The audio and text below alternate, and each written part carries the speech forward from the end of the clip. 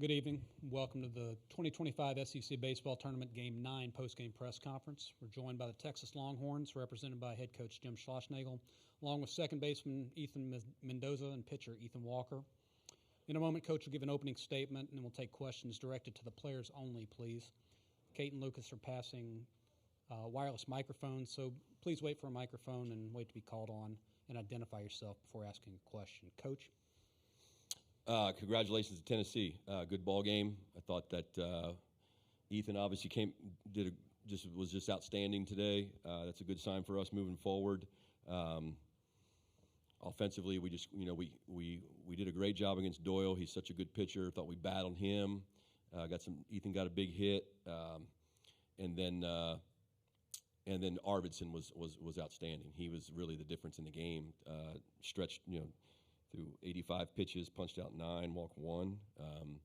Brandon was on our team at A&M a couple years ago, so I know he's a good pitcher. But I'm proud of our team. Stinks to lose, stinks to go home. It's fun. This is fun place to be this time of year. But we got to go home and get ready for next weekend. All right, if we have a question for the players, obviously they're both named Ethan. Please direct it to one in particular. The front left.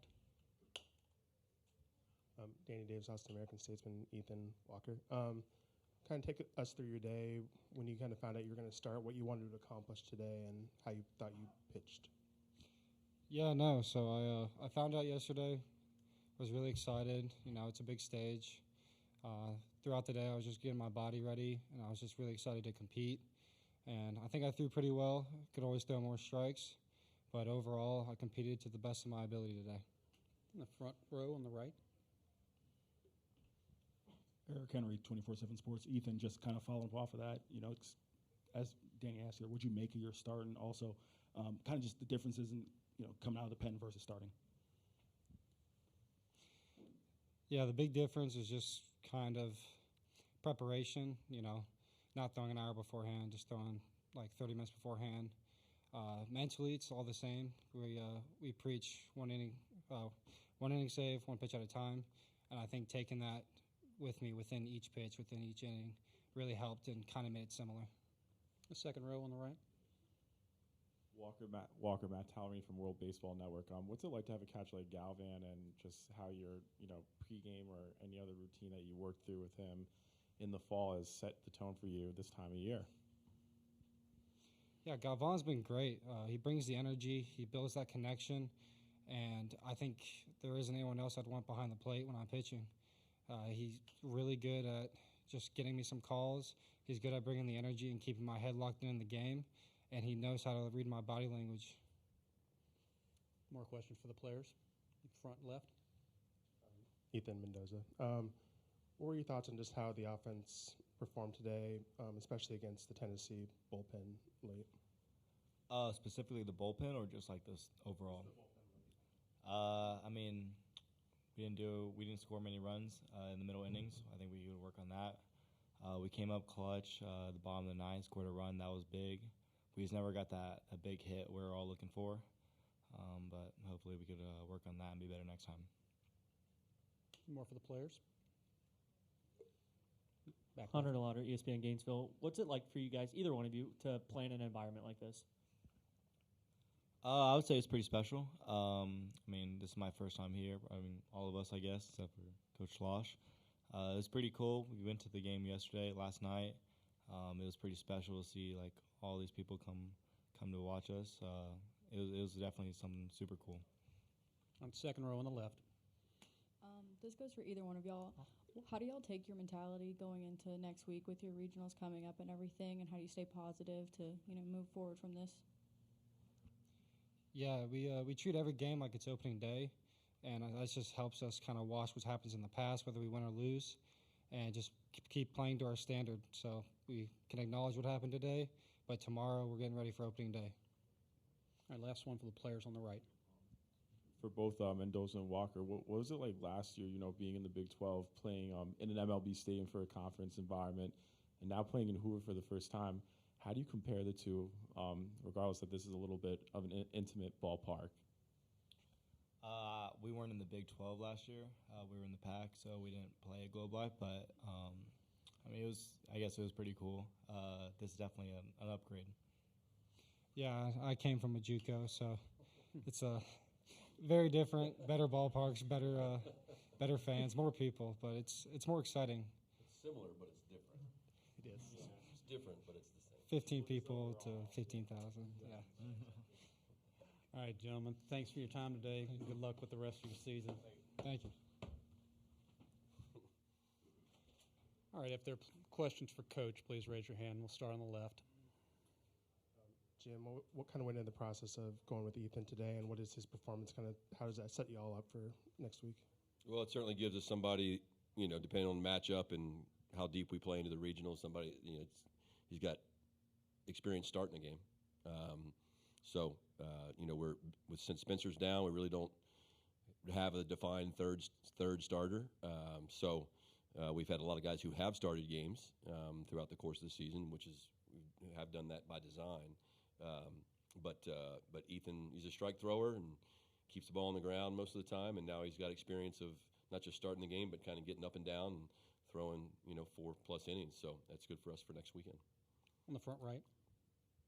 Jim, Mike Wilson, Knoxville News Sentinel. You referenced having Brandon at A&M back in 23.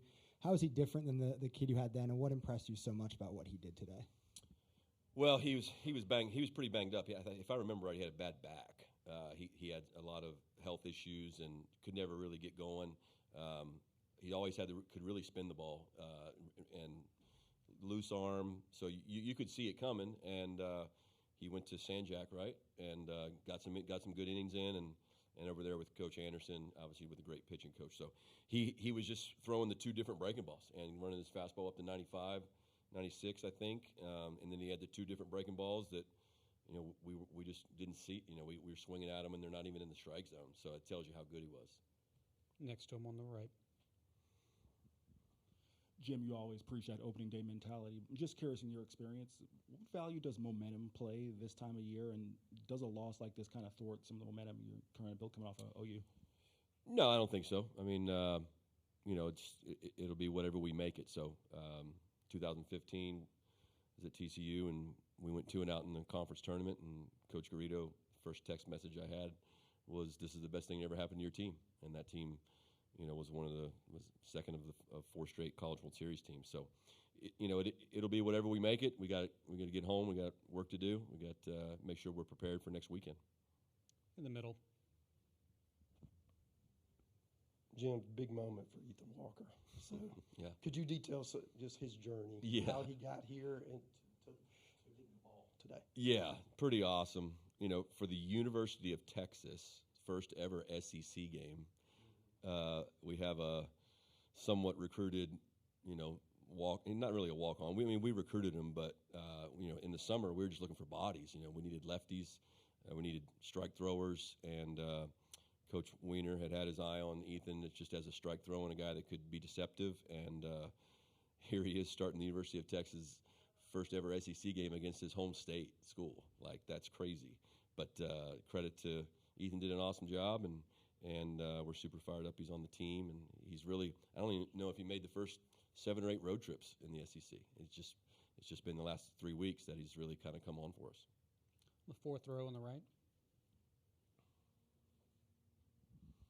Harrison Fan, SEC Unfiltered. Coach, you played in just, I think, maybe the most, if not one of the most, one-run ball games in the country of any team, especially in the SEC. How does that kind of throughout the season build the character of this team, and especially doing so in, the SEC tournament here against a team with the talent that Tennessee does and the stage that it's on going in extra innings? How does that kind of, identify this team's kind of MO going into the postseason? Well, certainly, like all the coaches I'm sure have said, when you get through this league and you play through this league, there's nothing that's going to surprise you. I mean, we're going to play good teams next weekend, and moving forward, if we earn the right to play after next weekend, but there's not going to be any teams that are better. I mean, they're not going to be better pitcher. There's no other lefty that I know of that's as better than Liam Doyle. So you can work off that. We've played a lot of close games because we do pitch well. We do play solid defense. Not the most offensive team, but kind of an opportunistic offensive team. So we have to play clean baseball to win because we're not super explosive. So we can be with the right guys healthy. If we get Jonah back, Baloo obviously changes the makeup of our team, but this is a tough team. They win anyway. In Austin, they call it Texas fight, and this bunch has that. So that doesn't. We still got to go earn the wins, but it's an honor to be in the dugout with our team. We have time for one more for Coach. Anyone? Left side. Coach, I know Dylan Valantis has been really good against lefties this year, but was there any thought of walking Keelan right there in the 12th to load the bases? Yep. Yeah, thought about it. Got a lot of respect for Fisher. Hindsight, Killen, great bat-to-ball skills, and of course Fisher strikes out, so it made me look worse. But no, I just take our shot there.